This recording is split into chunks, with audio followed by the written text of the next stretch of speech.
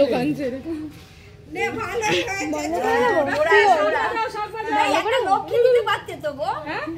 বললাম তো এটা লক্ষ্মী। হ্যাঁ লক্ষ্মীটা পছন্দ।